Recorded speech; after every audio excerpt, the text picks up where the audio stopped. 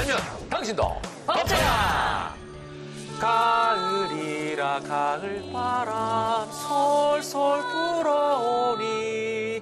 가을이 오는 소리가 조금씩 들리고 있죠. 청명한 가을로 향하는 길에도 법과 함께 하시기 바랍니다. 법대나 MC 김은웅입니다. 반갑습니다. 푸른 하늘 은하수 하얀 쪽배엔 푸르고 맑은 세상을 여는 법 길잡이 하얀 쪽배 법 쪽배가 되고픈 변호사 신유진입니다. 네, 청명한 가을바람에 유유히 흘러가는 하얀 쪽배에 살포시 올라타고 세상 편안하게 살고 싶은 빅데이터 전문가 전민기입니다. 네. 항상 묻어가는군요. 그게 편해요. 네, 그게 편합니다. 자, 오랜만에 이렇게 가을 얘기로 문을 열어봤습니다. 가을이 오면 또 그렇게 공연이 보고 싶습니다. 저는 진짜 공연 너무 좋아하거든요. 네, 어떤 공연을 특히 좋아하시나요? 저는 이제 뮤지컬, 연극, 눈으로 보는 건 다 좋아요. 네. 직접 가서 보면은 그 현장감이 있잖아요. 네, 그럼요. 저도 뮤지컬 많이 봤거든요. 네. 그 노틀담의 꽃이. 저는 그걸 보면서 이렇게 눈물을 흘렸던 기억이 나네요. 그리고 또 우리나라 공연 중에서는 또 빨래. 빨래도 보면서. 저도 이제 맘마미아 오리지널로 한번 보러 갔거든요. 네. 그 사람 영어로 하잖아요. 무대를 봐야 되는데 그 옆에 계속 자막만 보여. 근데 이걸 왜 보러 왔지? 그런 생각이 들더라고요. 근데 요즘에는 우리나라 창작 뮤지컬이 또 대세라고 하더라고요. 그러니까요. 제가 말씀드린 빨래도 창작 창작 뮤지컬인데 뮤지컬. 굉장히 현실을 많이 담고 있어요. 맞아요. 네.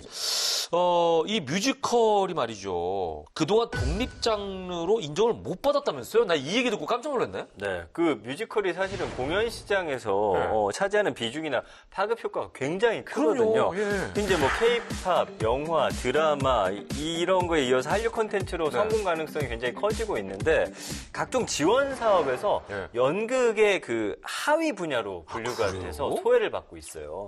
그 작년 말에 뮤지컬을 독립 분야로 인정하는 그 공연법이 통과가 됐다고 합니다. 어쨌거나 작년 말에 통과가 됐다면 꼭 시행이 된다는 얘기네요. 네, 이미 시행이 됐습니다. 아, 됐어요? 네, 오. 공연법 개정안 내용을 잠시 소개해드리면요. 공연법을 보면은 항목이 있는데요. 네. 음악, 무용, 연극 등 장르를 규정하고 있습니다. 여기에 뮤지컬을 독립 장르로 추가한다는 것이 골자입니다. 그리고 무대 추락 사고로 목숨을 잃은 고 박도희 씨 사건을 계기로 마련된 공연 안전 관리 제도 내용도 포함되어 있습니다. 그러네요. 예, 기억이 납니다. 그런데 이 법안 내용이 딱 한 줄로 돼 있잖아요. 그 한 줄의 영향력이 이렇게 큰 거예요? 네. 뮤지컬이 공연 독립 장르다.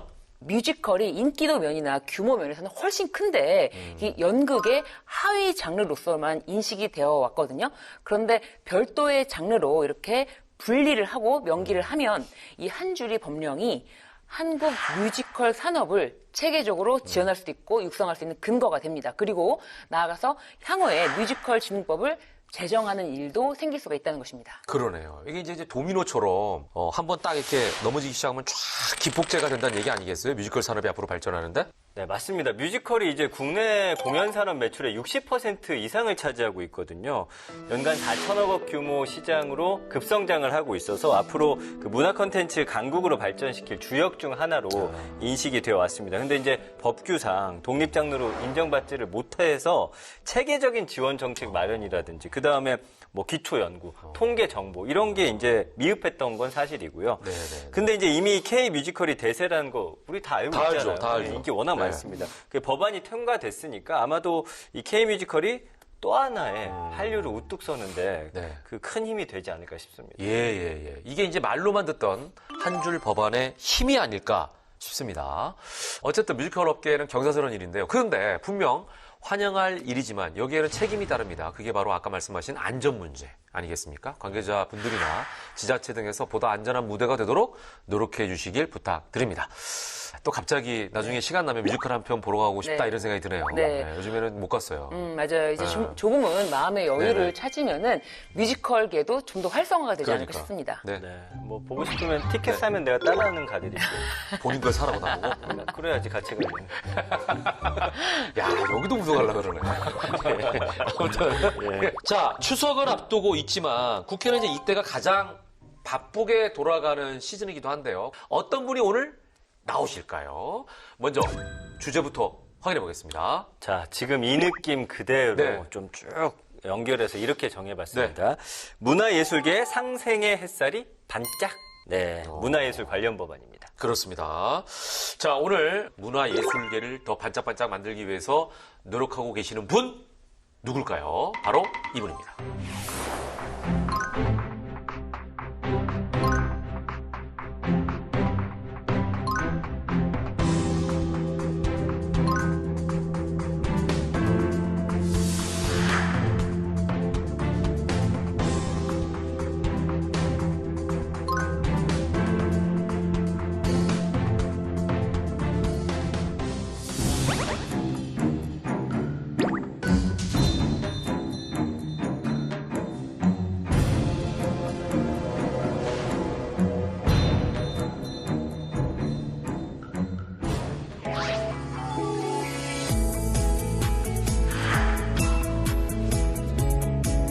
제작비를 주지 않는다든지 단호하게 이야기할 수 없는 환경인 거예요. 그러면 제도적으로 보호해 줄 수밖에 없다. 놀이터가 방송 현장이 어렸을 때부터 되는 거고 친구가 어른들이 이제 되는 거죠. 안전하고 건강하게 그 꿈을 실현했으면 좋겠다. 우리나라가 만들기는 했지만 우리의 지식재산이 아닌 거죠. 그들도 보상을 받을 수 있도록 돌아갈 수 있도록 해야 하는 것이 맞지 않은가.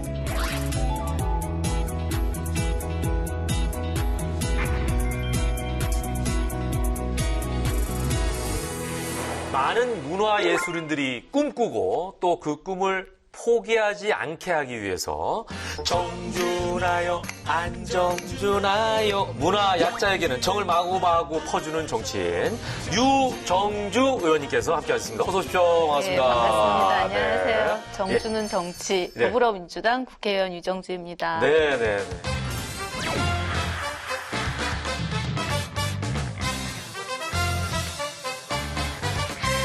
노래 괜찮았습니까? 정준하여 안정준하여. 네. 주제송이세요 이거? 정주고 떠난 사람이 원래 그랬는데요. 정주고. 떠나면 안 될 것 같아서 예. 그걸로 바꾸겠습니다. 그러니까. 예. 자, 21대 국회 세 번째 이제 정기국회가 시작이 됐습니다. 바쁘시겠어요, 그죠? 근황 좀 알려주세요. 예, 특히 저 같은 경우에는 이제 문화체육관광위 위원이기도 하고요. 네, 네, 네. 동시에 여성가족위원회 이번에 간사를 맡게 되었어요. 그래서 뭐 전반기에도 3개의 상임위를 하기는 했습니다만 예. 이제 여가위 간사를 하다 보니까 예. 여러 가지 일정 조율이나 뭐 처리해야 되는 것들도 굉장히 많더라고요. 그래서 새로운 세상을 겪고 있습니다. 문체위면은 저희 그 방송국도 다. 오히려 창 제작자 쪽을 관할하고요. 이제 가방이 쪽에서는 그렇죠. 이제 플랫폼사. 가방이 쪽이 예, 그러나 저희 쪽에서도 예. 플랫폼사와 창작자를 같이. 연결시키는 예, 그런 역할을 많이 합니다. 그러니까요. 예. 또 의원님께서는 국회를 대표하는 문화예술인 출신인데 의원님 하면은 또 아버님 얘기를 안 할 수가 없어요. 한국 최초 장편 애니메이션 네. 홍길동. 홍길동. 네, 홍길동 극장판을 또 만드셨고 그리고 한국 최초 네. TV 방송 애니메이션 떠돌이까치 그리고 머털도사까지. 네, 네. 아버지. 유성훈 네. 감독님 따님으로서도 아무래도 좀 어깨가 무겁지 않으실까 싶으신데 어떠신가요? 예, 우리 대한민국의 첫 네, 애니메이션. 네, 그렇죠. 이 홍길동에서는 아버지도 아기셨죠.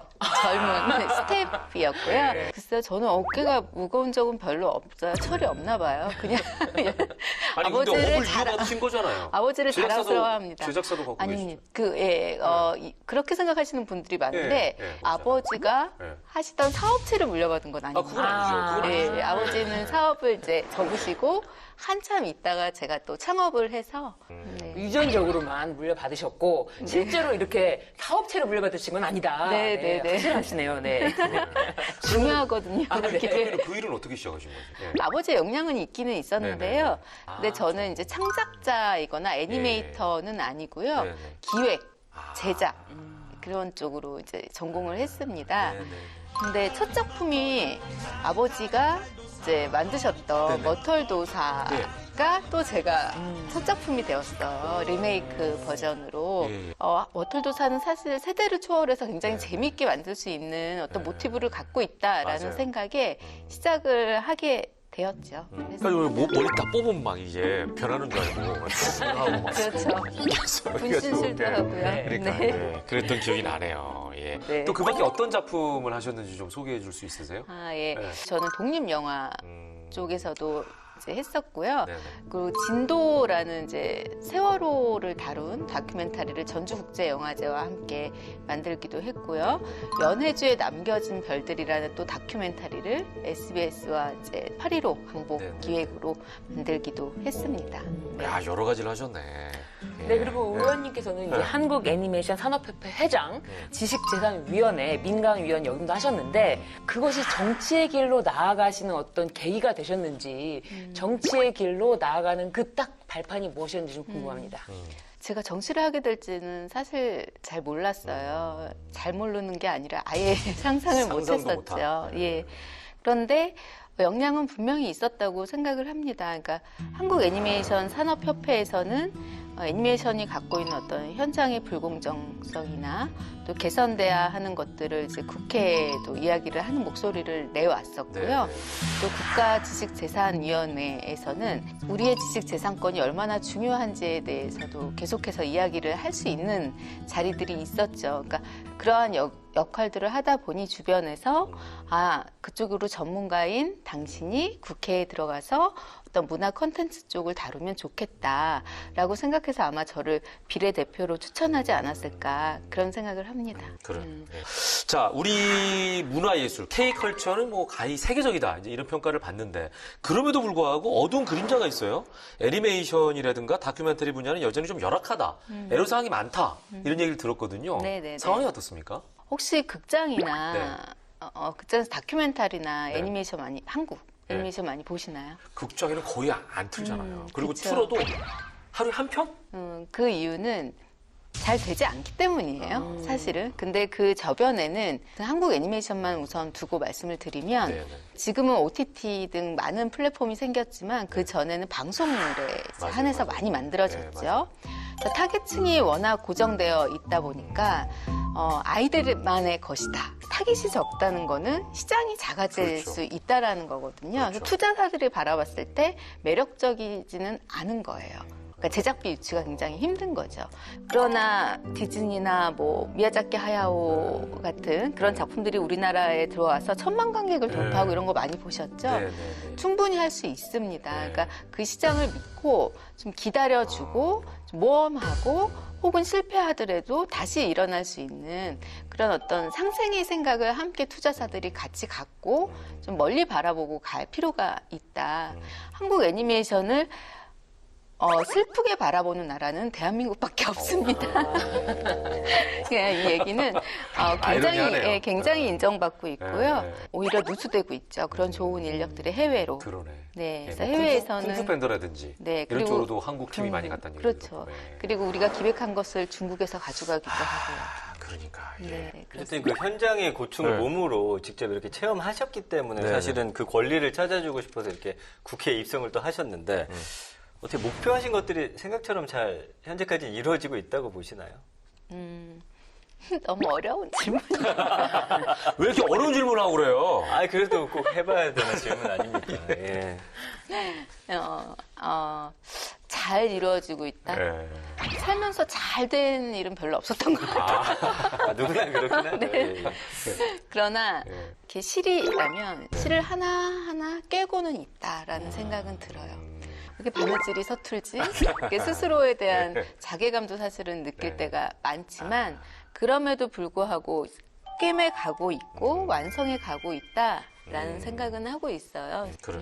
의원님께서 좀 겸손하게 말씀하셔서 그렇지 문화체육관광위원회에서 법안을 한결같이 많이 좀 내시고 또 통과된 법안도 있습니다. 이 통과된 법안에 대해서 소개를 좀 해주세요. 예, 누구나 다 이제 1호 법안을 많이 기억하시더라고요. 네, 제가 국제영화제 가보신 적 있으시죠? 네, 그럼요. 예. 네. 어느 영화제? 예, 부산도 예. 가고 그쵸. 저 부천도. 부천, 부천도 전주도 가시고, 있고. 네, 그렇죠. 네, 전주국제영화제, 네, 네. 부산국제영화제. 네. 저도 자랑이 하나 하자면 네. 부산국제영화제에서 작년에 레드카펫을 밟아봤습니다. 배우처럼 이렇게 와. 그 레드카펫을 네, 걸은 적이 있었는데요. 네, 뭐 네. 아무도 다뤄주지는 않았고요. 저 혼자 간직하고 네, 있어요. 네. 그래서 그런 국제영화제를 지원할 수 있는 법적 근거가 없었습니다. 아. 예, 저 그 근거를 만들기 위해서 영화 및 비디오물의 지능에 관한 법률안의 법적 근거를 만들었고요. 네. 또 제가 애니메이션을 했잖아요. 애니메이션과 만화는 친구예요. 그래서 이 만화 산업 진흥을 위한 또 만화 진흥에 관한 법률 개정안도 첫 번째로 발의하게 되었습니다. 역시나 우리가 네. 예상했던 대로 다 그 예술과 관련된 그런 법안들, 콘텐츠들이죠. 그죠? 컨텐츠와 네. 예술과 관련된 그런 법안들을 내셨네요. 네. 예. 자, 이 빛이 들지 않는 곳에 환한 햇살 같은 권리를 부여하고 싶어 국회로 오셨다는 유정주 의원님. 자, 오늘 문화 약자에게 햇살이 될 법안들 많겠지만 그중에 3가지만 대표적으로 살펴보도록 하겠습니다. 자, 팀장. 네. 차트 준비됐죠? 차트 준비됐습니다. 머털도사처럼 꺼내주세요. 어떻게 하죠? 네, 유정주 의원님의 네. 문화예술계의 상생의 햇살이 반짝하게 만들어줄 첫 번째 법안은요. 문화산업 불공정행위 아웃 공정유통환경법. 그 공식 명칭은 문화산업의 공정한 유통환경 조성에 관한 법률입니다. 네네. 네. 취지를 좀 설명해 주세요. 제가 정말 국회에 들어오자마자 네네. 생각했던 법안입니다. 가장 소중하게 생각하는 법안 중에 하나인데요. 예. 맞습니다. 제가 이제 현장에서 느꼈던 것들 모두 이제 공통적으로 느끼는 불균형이 있어요. 그런 것들을 이제 개선하기 위한 건데요. 콘텐츠계를 보면 네. 플랫폼사가 있고요. 네. 그리고 그거를 만드는 중간에 제작사도 제작사가 있고요. 네. 그리고 창작자들이 그렇죠. 있죠. 네. 근데 이게 어떤 예산을 가지고 있고 어떤 돈을 많이 갖고 있는 이 권력에 의해서 좀 기울어진 운동장이 되어요. 그래서 불공정한 계약을 맺게 되는 경우가 굉장히 많습니다. 그렇죠. 대형 그래서 제작사가 뭐. 네, 대형 제작사가 혹은 대형 투자사가 그렇지. 예, 오히려 투자 배급사라고 네, 할 수 네. 있겠네요. 네, 우리나라에서의 네, 어떤 네. 대형이라고 한다면 예. 대기업이라고 한다면 그들과 이제 어떠한 불공정들이 있는가를 이제 상세하게 이제 현장과 소통을 해서 한 10가지의 이제 개선 방향을 넣어서 공정하게 유통할 수 있도록 만든 법안입니다. 네. 이제 구체적으로 예를 좀 들어주시면 제가 이해하기 쉬울 것 같아요. 어떤 불공정들이 좀 행해지고 있나요? 예를 들면 네. 저도 작품을 만들어 봤잖아요. 네, 네, 그럼 네. 계약에는 이런 것들이 있습니다. 이 작품을 언제까지 스케줄이 있고요. 네. 납품을 하되 요구할 시 3회 정도 수정 작업을 할 수 있다. 네. 뭐 기간은 네. 어느 정도다. 예. 라고 분명히 명시를 해요. 그렇죠. 그럼에도 불구하고 더 요구하는 거예요? 실제 작업에 들어가면 네. 3번이 아니에요. 어. 4번, 5번, 6번, 7번 끊임없이 근데 시키죠. 안 해줄 수도 없잖아요, 또. 그렇죠. 아니, 3분이라고 하셨잖아요. 이럴 수 없잖아요. 고객인데. 네. 그게 힘의 논리인 거죠. 그리고 너희 하고 싶지 않으면 네. 다른 팀에 주면 돼 라는 어떤 그러한 것들도 사실은 있어요. 이거는 어떤 창작자들도 다 겪어봤던 일일 거라는 생각이 들어요. 근데 거기에 대해서 우리가 리테이크라고 하거든요. 계속 하다 보면 스케줄을 맞추기가 힘들죠. 그렇죠. 그럼 또 그것을 문제 삼아서 페널티를 줘요? 그렇죠. 줘야 하는 어떤 그 제작비를 주지 않는다든지. 그러면은 이제 제작사에서 그 제작비를 그대로 떠안고 창작자들한테는 줘야 하니까요. 그러니까요. 네. 지금 말씀하시는 것처럼 지속적으로 수정, 보완 뭐 이런 거를 아주 일상적으로 하는 거는 네, 네. 그건 딱 불공정 행위인데 네. 이것에 대한 인식이 없는 게 자체가 문제인 것 같아요. 아주 당연시되고 있는 거죠. 네. 이 일을 이제 맡게 된 프리랜서라든지 창작자들이 저는 못하겠습니다. 라고 단호하게 이야기할 수 없는 환경인 거예요. 그래서 그거는 그러면 제도적으로 보호해 줄 수밖에 없다. 네, 지금 들어보니까 이 법의 취지가 너무 좋고 또 필요성도 너무 느껴집니다. 예. 통과되면 좋으실 것 같아요. 아니, 저도 너무 좋죠. 프리랜서인데. 예. 네. 근데 이게 핵심 내용이 뭔지가 너무 궁금한 거예요. 어떻게 이거를, 유통 환경을 바꿀 수 있을까? 네, 제작 활동 방해 행위. 네, 제가 동안 방해행위. 예. 방해하지 마. 그렇죠. 네, 이런 거고 문화 상품을 이제 수령 또는 판매 거부 행위를 할 수 있어요. 예. 그런 경우가 굉장히 많아요. 희망 고문입니다. 사실은 네. 이렇게 해서 하면 판매해 주겠어. 네, 뭐 하겠어? 틀어 주겠어라고 하면서 사실은 안 해주는 거죠. 그런 경우에는 만든 어떤 사업자의 손해로 모두가 돌아오는 거죠. 그렇죠. 네. 그리고 납품 후 수정 보완 아까 말씀드렸던 네. 거고요. 기술 자료 및 정보 제공 강요 행위가 있는데요. 네. 사실은 게임과 3D 애니메이션은 기술을 네. 자신들만의 노하우로 갖고 있는 회사들이 굉장히 많습니다. 그렇죠.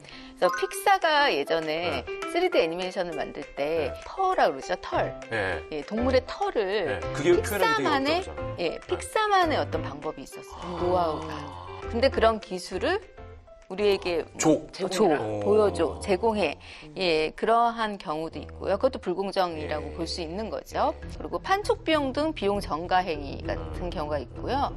또 특정한 결제 방식을 강제하는 행위 등이 있습니다. 인앱 결제 네. 예, 아시죠? 네. 그런 거를 강제하는 거예요. 그리고 문화상품 사재기 행위.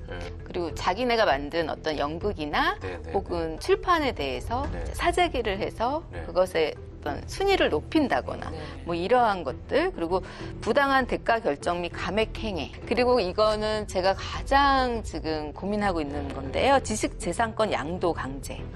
예, 이렇게 불공정한 사용, 수익 배분. 이 부분은 이 법안 외에도 제가 계속해서 좀 개선해 나가야 하는 부분으로 숙제로 안고 있는 부분. 이 10가지가 이제 발생하게 되면 과태료를 부과하시는 거죠? 네네, 그렇죠. 시정 명령을 내릴 수가 있고요. 네. 그러네요. 그래서 이제 의원님께서 요 재정법 내신 걸 보면은 말씀해주신 불공정 행위 유형 구체적으로 규정을 해주셨고요.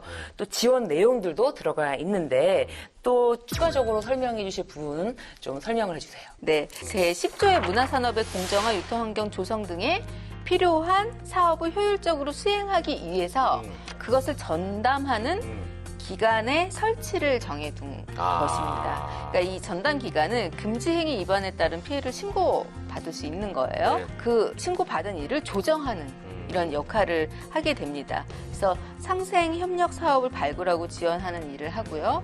우리 표준계약서라고 들어보셨죠? 이 표준계약서 보급을 지원하는 거죠. 법이 있다고 해도 사실은 그걸 지키는지 안 지키는지 체크할 수가 없으니까 그렇죠. 심지어 이것만 강제력이 전담하는 없으니까. 기구를 두자 이 네. 말씀이시네요. 예. 그럼, 자, 이제 이 법안이 통과가 되면 뭐 여러 가지 변화가 있을 것 같아요. 어떤 효과를 기대하세요, 의원님께서는? 작품 하나를 만드는 데는 여러 사람들의 노력이 들어갑니다. 그렇죠. 배급사든 투자사든 창작자든 제작자든 자신의 한 만큼의 몫을 받아갈 수 있는 그러니까 지식재산권에 대한 가치, 자신의 어떤 몫을 가치를 인정받을 수 있는 거고요. 자신의 위상을 인정받을 수 있는 것이죠. 예, 그렇지 않으면 우리 창작자들이 우리의 투자사와 우리의 플랫폼사, 우리의 배급사들과 계속해서 일하지 않죠. 그러네. 해외의 어떤 플랫폼사나 그렇죠. 예, 이런 쪽으로 나아갈 수밖에 없습니다. 그러니까 우리의 소중한 어떤 그 지적 재산이 해외로 유출될 수밖에 없다. 그렇죠. 자, 우리의 지식 재산이 세계적이라는 말을 많이 듣잖아요. 그런 만큼 그에 걸맞는 환경도 반드시 조성됐으면 좋겠다라는 바람을 가져봅니다. 자, 계속해서 두 번째 법안으로 넘어가 보겠습니다. 네, 문화예술계의 상생의 햇살이 반짝. 유정주 의원님의 두 번째 법안 보겠습니다. 아이들의 슬기로운 연애 생활, 청소년 문화예술인법, 대중문화예술산업발전법 개정안입니다. 이 아이들의 슬기로운 연애 생활, 아무래도 이제 아동 청소년 연기자들을 말하는 거겠죠. 네네. 아동 아이들 요즘 연예인이 꾸민 친구들도 굉장히 많고요. 방송인이 1위가 연예인이라고 그러더라고요. 2위가 웹툰 작가. 그 아이들이 꿈을 꿀 수 있죠. 그러나 좀 안전하고 건강하게 그 꿈을 실현했으면 좋겠다라는 생각으로 이 법안을 발의하게 되었습니다. 그렇습니다. 저도 이제 그 아역 배우들 많이 이제 보게 되고 이런 경우들이 있었거든요. 근데 그 친구들은요, 약간 그 현실에 적응도 못하고 그렇다고 완전 자기가 그 스타의 길을 계속 가는 것도 아니거든요. 그래서 나중에는 결국은 학교로 돌아가지 못하고 방황하는 경우들을 많이 봤어요. 아역 탤런트 같은 경우에도. 그렇죠. 놀이터가 방송 현장이 어렸을 때부터 되는 거고 친구가 어른들이 이제 되는 거죠. 네. 사실 저도 이호 경험이 있어요. 아역 탤런트이셨어요? 저요? 아니요. 한번 외계인으로 출연할 뻔한 적은 있습니다. 제가 해자의 눈꽃이라는 독립 영화를 촬영한 적이 있습니다. 그때는 제작자이기도 했고 프로듀서이기도 했는데 해자라는 친구가 꼬마 아이였거든요. 근데 그 친구가 한 7살? 밤에 촬영을 할 수밖에 없고 그렇죠. 이런 거예요. 근데 오디션에서부터 물어봤어요. 저희가 이렇게 힘든 촬영인데 괜찮겠습니까? 될 수 있습니까? 예. 어머니들이 먼저 괜찮다. 근데 부모님이라고 해서 마음은 편하시겠습니까? 그렇죠. 근데 그것도 경쟁이고 할 수 있다고 이야기해야만 캐스팅이 되는 거 아니겠습니까? 지금 지나가서 보니 내가 그때 나도 잘 뭘 몰랐구나. 그렇게 해서는 안 되는 것이었구나. 네. 자, 어떤 내용인지 핵심 내용만 좀 짚어주세요. 네, 이게 이제 2020년에 그 인권위원회에서 실시한 대중문화산업 종사 아동 또 청소년 인권 상황 실태 조사에 따르면 이들이 어떤 휴식권, 수면권, 신체적, 정신적 그리고 건강권, 학습권 등을 침해당하고 있다는 것이 밝혀졌다. 그래서 제작 현장에서 이 문화예술 사업자 또는 또 소속 종사자로부터 폭언이나 폭행을 당하기도 했다. 그래서 이러한 것들에 대한 인권 보장과 존중을 위한 법 개정이라고 보시면 될 것 같습니다. 그래서 개정안에는 이 학습권 침해와 정신적 또 신체적 위해 행위 등을 금지하는 행위에 대해서 구체적으로 규정하고 있습니다. 그리고 아동, 청소년, 대중문화예술인의 안전 또 건강을 관리하기 위해서 이 청소년 인권보호관을 신설하도록 한 거예요. 이게 중요한 키워드입니다. 그리고 대중문화예술 용역 제공 시간 그리고 제한 규정을 연령별로 보다 구체적으로 규정하는데요. 청소년 인권 보호관 이거는 아까 제가 앞서 어머니들이 할 수 없는 거를 대신해 줄 수도 있습니다. 앞선 법에서도 전담 기구가 필요하다 이렇게 얘기하셨는데 여기도 마찬가지로 그 역할을 할 수 있는 사람이 필요한 거예요. 자, 신변 법적으로 이런 내용이 그동안 보호가 안 됐던 건가요? 네, 현행 법규에는 아동 출연자를 보호하기에는 구체성이 굉장히 떨어진 측면이 있었는데요. 이 대중문화예술산업발전법은 사업자가 아동 출연자와 이제 계약을 체결할 때 학습권, 건강권, 그리고 인격권, 수면권, 휴식권, 자유선택권 등을 이렇게 보장하도록 하고 있습니다. 하지만 대중문화산업법은 각종 권리에 대한 구체적인 기준을 제시하지 않고 있습니다. 그래서 의원님께서 이렇게 금지 행위에 있어서 학습권 침해 이런 유형을 또 법적으로 규정을 하셨는데요. 현행법에서는 과다한 노출, 지나치게 선정적인 표현 행위를 강요해서는 안 된다 이렇게만 규정이 되어 있었는데. 의원님께서는 좀 더 구체적으로 그 부분을 법조문을 풀어주셨어요. 그 부분을 설명을 좀 해주세요. 말씀하신 대로 그 조항밖에 없었어요. 근데 이제 제한이 필요한 부분이 꼭 이 노출 문제만 해당되지는 않죠. 그렇기 때문에 따라서 개정안에는 이 외에도 학교의 결석, 그리고 자퇴 등 학습권 침해를 강요하는 행위를 막고 있고요. 그리고 보건상 또는 안전상 위험이 있을 수 있잖아요. 있음에도 대중문화예술 용역에서 이것을 강요해야 된다. 강요하는 거. 그리고 과도한 외모 관리를 강요하는 행위. 폭행, 또 폭언, 성희롱. 또 그 밖에 이에 준하는 정신적, 신체적 그런 위해 행위를 금지 행위로 하고 있습니다. 굉장히 현실적인 것들을 다 짚어주셨네요. 자, 해외에는 이 인권보호관이 있는지가 굉장히 궁금한데 전 팀장, 해외 상황은 어때요? 그 샤프롱이라고 혹시 들어보셨어요? 샤프롱? 이게 뭐냐면 원래 과거에 그 젊은 여성이 사교장에 나갈 때 따라가서 보살펴주던 그런 사람을 뜻하는 프랑스어인데 지금 공연계에서는 이제 아역 배우만 관리하는 그런 전담 스텝을 말합니다. 미국 브로드웨이나 영국 웨스트엔드 같은 선진국에서는 아역 배우 보호법이 있어요. 그래서 여기에 따라서 예전부터 반드시 샤프롱을 두도록 강제를 하고 있는 상황이고요. 한국에서도 이제 한 5, 6년 전부터 이제 도입이 되기는 시작을 했습니다. 근데 왜냐? 해외 오리지널 창작진이 참여하는 레플리카 공연이 늘다 보니까 해외에서 이제 제작된 게 오잖아요. 그 사람들이 봤을 때는 왜 이거 없어요? 라고 물어보는 거죠. 그래서 아무래도 자의보다는 타의에 의해서 좀 만들어지지 않았나. 그들이 요구하니까. 도입이 되지 않았나 싶습니다. 이게 도입이 되면 어떻게 됩니까? 그러니까 공연할 때 아역배우 연습은 대기 시간 포함해서 8시간을 절대 넘어서 안 됩니다. 그래서 연습 시간 이후에는 홍보를 위한 뭐 활동이라든지 촬영 이런 게 동원되는 것조차 아예 금지가 돼 있고요. 그래서 한 공연 관계자 말하는 거 보니까 연습 공연 기간 포함해서 약 5개월 동안 이 아역 배우 연습 물론이고 숙제 공부 같은 것도 네. 함께 돌봐주고요. 생활 전반에 대해서 라이브 공연의 긴장감에 따른 심리 변화 그리고 안전 문제까지 이 포괄적으로 관리를 해준다고 합니다. 굉장히 중요한 역할인데 그러다 보니까 샤프롱이 누가 되느냐가 정말 중요하지 않겠어요? 네, 맞습니다. 이 제가 알기로도 이 샤프롱 네. 공연 관련 경험자뿐만 아니라 아동학 또는 교육학 전공자를 우대해서 좀 뽑는다고 해요. 근데 의원님이 발의하신 법안에서 청소년 인권 보호관이 이 역할을 하지 않을까 하는데요. 예, 개정안의 그 21조의 2에 바로 말씀하신 네네. 청소년 인권 보호관의 역할을 담았어요. 그래서 청소년 인권 보호관은 이 청소년 대중문화 예술인이 안전한 환경에서 신체적 그리고 정신적 건강과 학습 인격권 등을 기본적인 인권을 보장받고 있는지 감독하기 위함이고요. 네네. 말씀하신 앞에 어떤 해외의 사례와 비슷한 것이죠. 그래서 문체부 장관이 용역 제공 현장에 이들을 배치할 수 있도록 그런 역할을 주어줬습니다. 예, 그럼 이제 청소년 인권 보호관이 만약에 청소년 대중문화예술인이 피해를 입었다라고 판단하면 어떻게 하는 거죠? 문체부 장관에게 얘기하면 됩니다. 아, 보고? 네, 보고를 하고요. 신고를 할 수 있는 거죠. 예. 그래서 장관은 시정 권고를 내릴 수 있고요. 네네. 그 권고가 정당한 사유 없이 지켜지지 않을 때 한 단계 더 높은 어떤 시정 명령을 내릴 수 있게끔 하는 네. 겁니다. 그러네요. 예. 자, 이거는 뭐 법률적으로도 굉장히 중요하지만 부모님들, 그러니까 이런 자녀를 둔 부모님들의 인식 개선도 굉장히 필요하지 않을까 이런 생각을 해보네요. 자, 마지막으로 세 번째 법안으로 넘어가 보겠습니다. 네, 유정주 의원님의 우리 문화예술계 햇살이 되어줄 세 번째 법안은요. 정당한 보상, 그게 그렇게 어렵나요? 영상물 저작권법 개정안입니다. 네.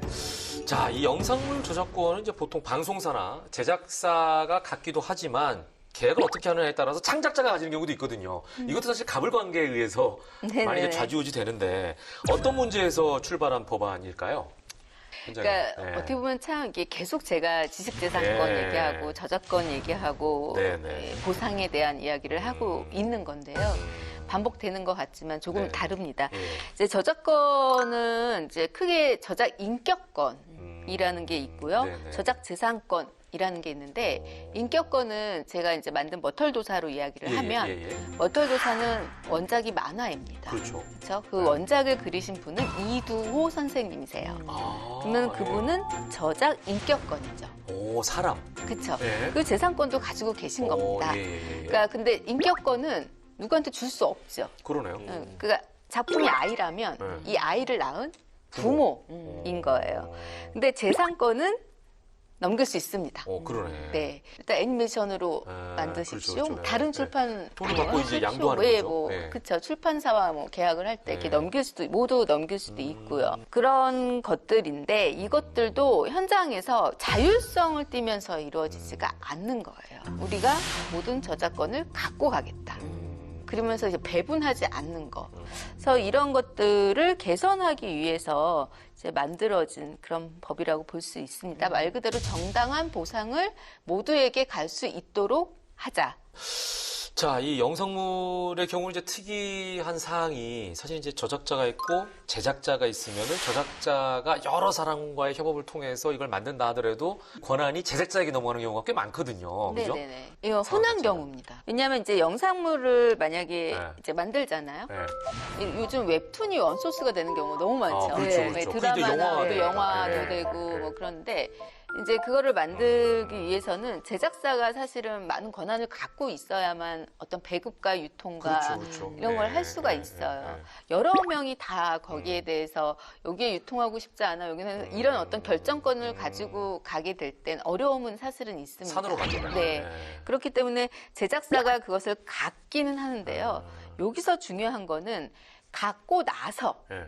수익이 발생했거나 어떤 그럴 거 때. 했을 때 정당한 보상권을 같이 분배하는 계약을 하지 않는 데 있어요. 그렇죠. 네네. 그렇죠. 계약을 그들도 보상을 받을 수 있도록 돌아갈 수 있도록 해야 하는 것이 맞지 않은가에 대한 것들. 네네네. 그리고 해외 사례는 이것들을 굉장히 당연하게 정착된 곳이 많습니다. 그렇군요. 그래서 우리는 이게 너무 관행처럼 돼 있다 네. 보니까 우리 감독님들이 이제 해외 나가면 깜짝깜짝 놀란대요. 왜냐면 유럽, 남미 감독이나 이 작가들은 네네네. 다른 나라에서 자기 작품 상영될 때마다 저작권료를 받는다는 거죠. 우리는 아니잖아요. 왜 그런가 알아봤더니 그 해외에서는 창작자 저작권을 관리하는 시청광물 창작자 국제연맹이라든지 국제저작자 작곡자연맹 같은 단체가 네네. 이걸 알아서 챙기고 있더라고 합니다. 최근에 우리나라도 이제 영상물, 창작물에 대한 이 저작권에 대한 인식이 많이 높아진 편이기는 합니다. 그래서 높아지긴 했지만 아직까지 보상은 그에 따르지 못하고 있는 게 현실인데 의원님께서는 이렇게 현실이 못 따라가는 이유가 가장 큰 게 어떻다라고 생각하시는지요? 여전히 예산을 많이 가진 곳, 돈의 힘의 논리. 논리, 돈의 논리겠죠. 인 거죠. 나의 돈이 들어갔고 나의 돈으로서 개발이 됐고 만들어졌기 때문에 네네. 어떻게 분배할 것인가 역시도 우리가 결정권이 있다라는 것이 타당한 것처럼 최근에 이 오징어 네, 게임이 이런 거죠. 그 화두 아니었어요, 그죠? 오징어 게임, 그러니까 그거는 이제 넷플릭스 얘기를 네, 좀 그러니까요. 해야 될 것 네, 같은데요. OTT. 넷플릭스는 대신에 이게 이제 콘텐츠, 컵 하나가 콘텐츠라고 하면 제작비를 줍니다. 근데 그 제작비 플러스 더 얹어줘요. 그런데 만들기 전에. 그렇죠. 네. 그러니까 이제 무슨 말씀이죠? 수익을 이미 그쵸? 가져가는 거죠. 그러니까 네. 사실 어려운 제작사 입장에서는 손해볼 일은 없는 거예요. 그렇죠. 그러면 사실은 어디 가서 투자받기도 힘들고 네. 만들기도 힘든 이 작품 오징어 게임도 5년 동안 못 만들고 있지 않았습니까? 우리나라에서 투자가 안 돼서 근데 이거에 주게 되는 거예요. 그러니까 쉽게 말로 안전빵인 예, 거죠. 예, 망해도 맞습니다. 수익은 남으니까. 예. 근데 이게 터진 거죠. 터졌죠. 근데 한 푼도 거기에서 분배돼서 들어오는 것이 없는 거예요. 근데 이거는 오징어 게임뿐만이 아니라 넷플릭스가 갖고 있는 시스템입니다. 근데 알고 보니 해외에서는 추가적인 보상을 받을 수 있도록 하는 이 제도를 만들었어요. 그래서 제가 감독조합들과 그런 것들이 있었습니까? 라는 이야기를 들으면서 여기서 다 밝힐 수는 없지만 얼마 전에 해외에서도 저희 의원실에 찾아왔습니다. 그래서 이런 게 있다. 당신들이 사실은 놓치고 있는 게 있다. 정보를 거기서 다 받으셨군요. 거기 해외에 당신들이 갖고 가야 하는 지금 넷플릭스나 이런 데서 갖고 가야 하는 돈이 쌓여 있는데 네, 있는데 당신은 지금 못 가져가고 있다. 네.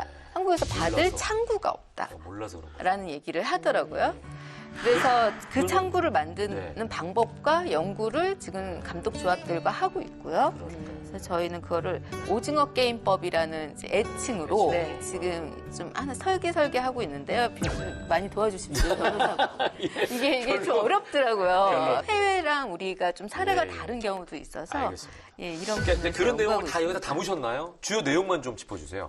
이게 이제 영상 저작물의 제작자들에게 추가 보상을 할 주체, 또 보상을 받을 저작자들의 권한 범위를 규정하고 있어요. 그리고 저작자들의 재산권이 포기될 수 없는 권리라는 사실을 명시하고 있어요. 저작자들에게 정당한 보상을 해야 한다라는 게 이제 주 내용인데 나중에 이 법이 통과되면 어떤 효과를 기대하세요?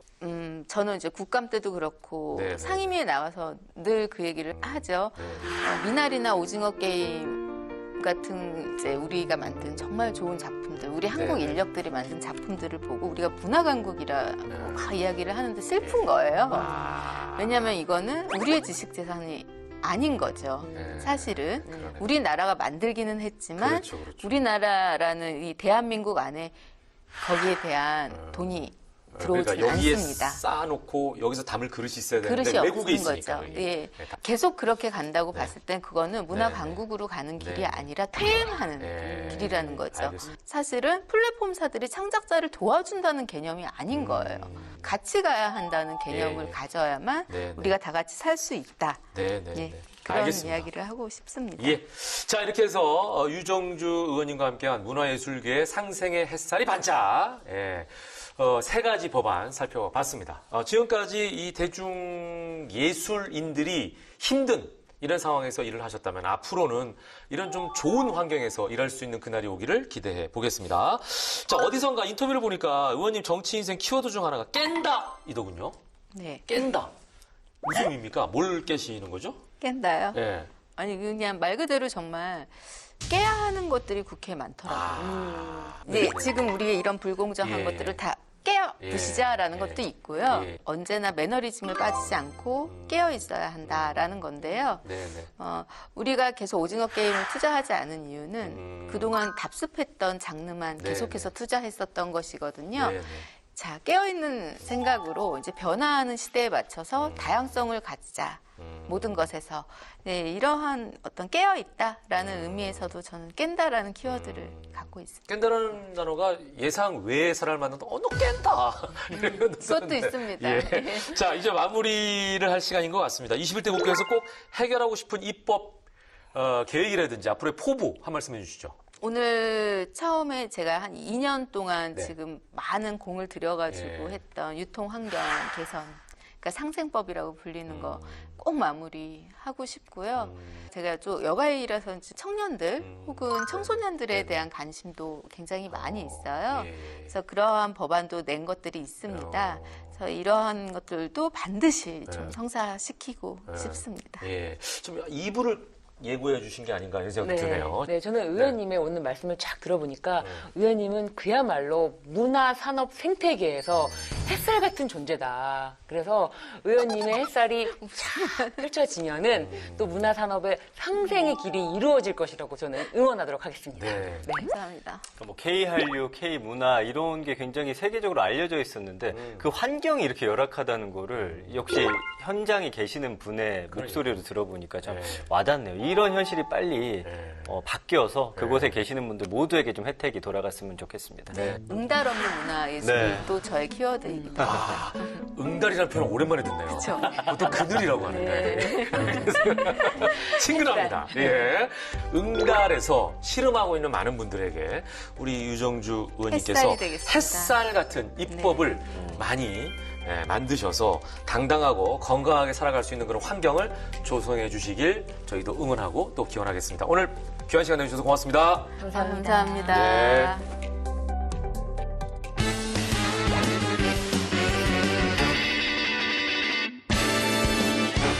알다가도 모르겠고 모르다가도 할 것 같은 법 때문에 수많은 분들의 속을 시원하게 해드리는 시간.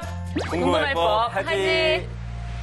자, 예전에는 이 평생 직장이란 말 했는데 이거 없어진 지 오래됐어요.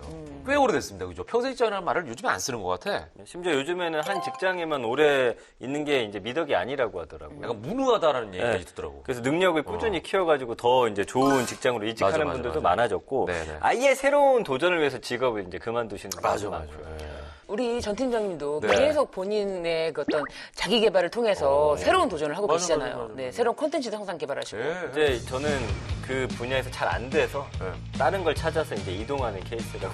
아유, 그래요? 빅데이터 전문가 본인 그 능력을 살려가지고 지금. 어쨌든 뭐 이게 세상이 워낙 빠르게 변하니까 네. 직업이 새로운 것들이 막 생겨나잖아요. 네. 저는 그런 데에 대한 좀 관심이 좀 있었고 네. 어쨌든 제 경험이나 주변 사람들 보면은 네. 직장을 옮길 때 좀 중요한 게 있습니다.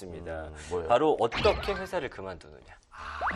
그러네. 왜냐면 마무리를 잘하는 것도 상당히 중요해요. 어차피 그분들 또 일하다 보면 만나거든요. 나도 생각해보니까 네. 그만둘 때 굉장히 어려웠어요. 어떻게 이거 했어요? 언제 꺼내야 되나.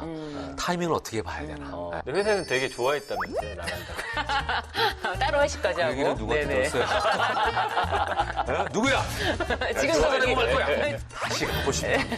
예, 아무튼. 네. 자, 오늘 사연도 회사를 퇴직할 때 생긴 문제와 관련된 얘기입니다. 자, 과연 어떤 사연인지 궁금하시죠? 출발! 아, 팀장님, 저 이거. 아따, 뭐 이런 걸. 결혼한다고 축의금을 뭘 이렇게 빨리 주고 그러냐. 그냥 결혼식 때 주면 되지. 아이, 그게 아니고, 팀장님, 그, 사직서입니다. 아무래도 저랑 마케팅이랑 안 맞는 것 같아서 좀 그만둬야겠습니다. 무엇이요? 사직서?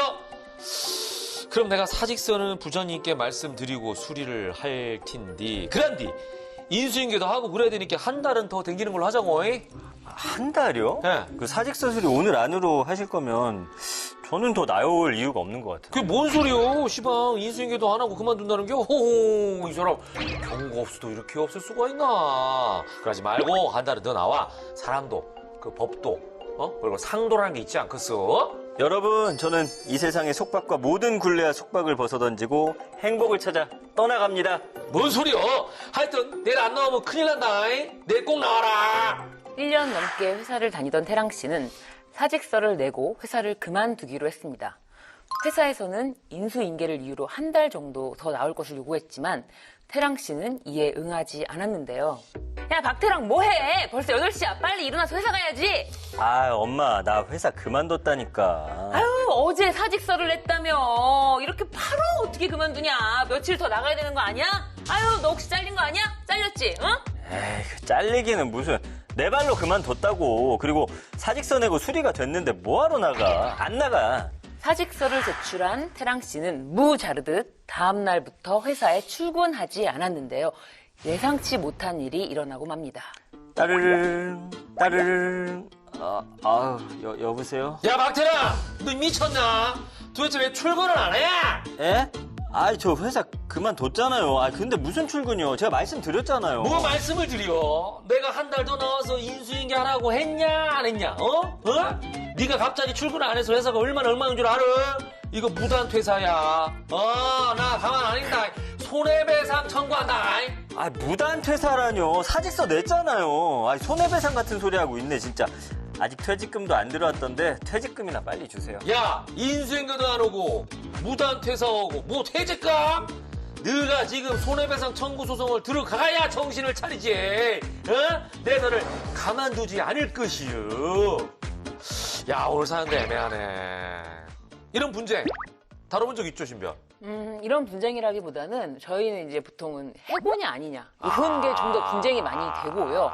회사 입장에서는 아무래도 한 달 정도 인수인계를 부탁하는 입장이고 그리고 이제 직원 입장에서는 퇴사를 오늘부로 바로 하고 싶다 이런 입장인데 이런 경우는 회사에서 손해배상 청구 소송을 하는 경우가 흔치는 않지만 있긴 있습니다. 네네네. 네.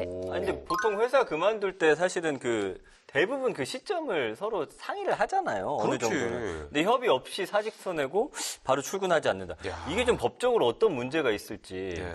뭐 흔한 경우는 아니라고 하셨지만 좀 애매한 네. 부분도 있는 것 같고 그런데. 네. 예. 어쨌거나 팀장의 주장처럼 무단 퇴사라고 볼 수 있는 거예요?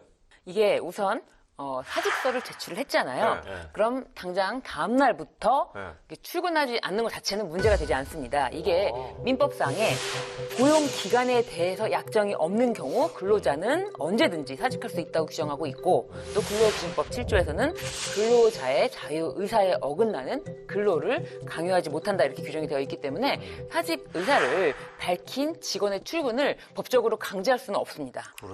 그럼 사직 의사를 밝히면 그때부터 이제 사직한 시점이 되는 거네요. 이거 알고 나니까 제가 지금까지 사실 회사에서 2주만 더 다녀줘라, 인수인계 해달라, 뭐 이런 거 하고 나온 게 어찌 보면 좀 후회가 되기도 하네요. 솔직히 말씀드리면은 네.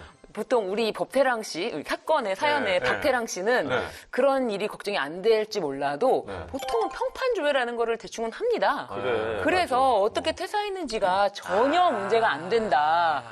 오히려 인수인계 해주는 게 손해다 이렇게 생각하시는 거랑은 현실적으로는 좀 다르다. 아니다. 그렇지. 네네. 딴 그런 데로 또 취직할 때 이게 남는 거 아니야? 그러니까요. 기록에 그런 남죠. 말씀을 안 드릴 수가 없네요. 네네네. 아니, 그리고 이게 지금 도의상 안 맞는 게 네.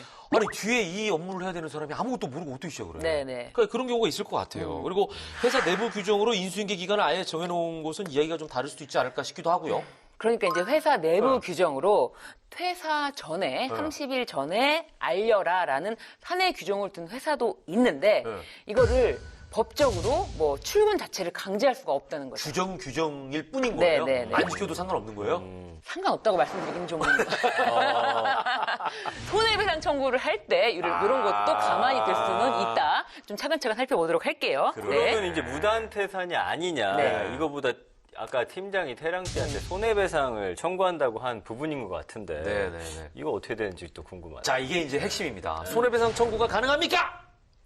손해배상 청구 자체는 회사에서 네. 손해배상 소송을 제기하는 걸 막을 방법이 또 없잖아요. 아, 그러네. 그렇기 때문에 회사에서 청구를 할수 있는 이러한 거네. 청구를 했을 때 그거를 어떻게 입증을 하느냐. 만약에 손해를. 내부 규정을 어긋나게 했다. 그런데 그것이 어떤 손해로 연결이 될지 그 인과관계 때문에 문제가 되겠지만 이게 이런 경우가 있어요. 회사가 신속히 다른 직원을 업무에 투입했는지 근무 조건이 너무 열악해서 더는 근무를 강제할 수 없었는지 이런 사정을 고려해서 손해배상 여부를 판단하게 되어 있어요. 그런데 손해액 자체를 입증하는 것이 쉽지 어렵네요, 않다. 어렵다. 매우 어렵다. 예. 그래서 소송을 실제로 제기했던 회사에서 법원이 이렇게 판단했는데 매출의 감소와 직원의 퇴사 사이에 인과관계가 있다고 보기 어렵다라고 판단을 해서 직원의 손해배상 의무를 인정하진 않았지만 이게 아마 매출의 감소 너무 구체적이지 않아서 오히려. 그러니까 뚜렷하면은 이제 있을 수 있다는 얘기예요. 예. 그러니까 아. 조금 더 이렇게 작게 청구했다. 그러니까. 만약에 그러면은 이게 아예 아무런 손해배상이 인정되지 않는다라고 보기는 어렵습니다. 네, 네. 일단 손해배상은 그렇다라는 것이고 네. 그 문제가 또 하나 있어. 바로 뭐요? 퇴직금이. 맞아.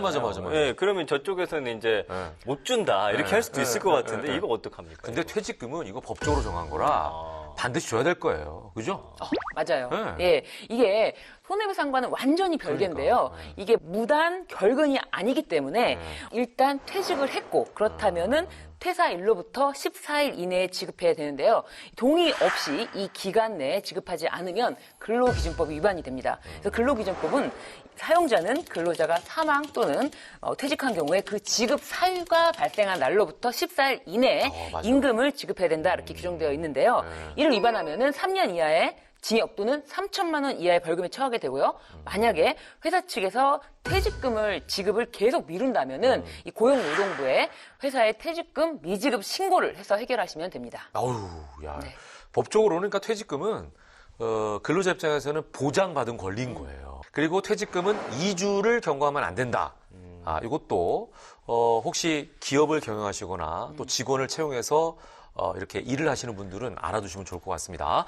자, 오늘 신변 얘기 들으니까 태랑 씨가 걱정한 일은 일도 없다. 이렇게 결론이 나네요. 손해배상에 대한 걱정도 퇴직금 걱정도 안 하셔도 될 것 같습니다. 자, 주변에서 이 퇴직금 때문에 골치 아파하는 경우를 종종 보게 되는데요. 법을 알면 이렇게 쉽다라는 거 여러분께서 기억하시고요.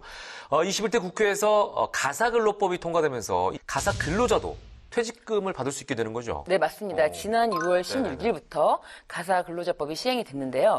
따라서 가사 서비스 제공 기관과 근로계약을 체결한 가사근로자에게는 최저임금, 퇴직금, 그리고 연차 유급 휴가 등의 권리가 보장이 됩니다. 네, 거기다가 이제 고용보험, 산재보험 등 그 사회보험도 적용이 되는 거잖아요. 예. 무엇보다 정부 인증기관 위주로 적용이 되니까 그 점은 꼭 기억하시기 바랍니다. 예. 자, 근로계약 체결할 때 체크 필수사항 꼭 기억하십시오. 그래야 보장을 제대로 받을 수 있으니까요.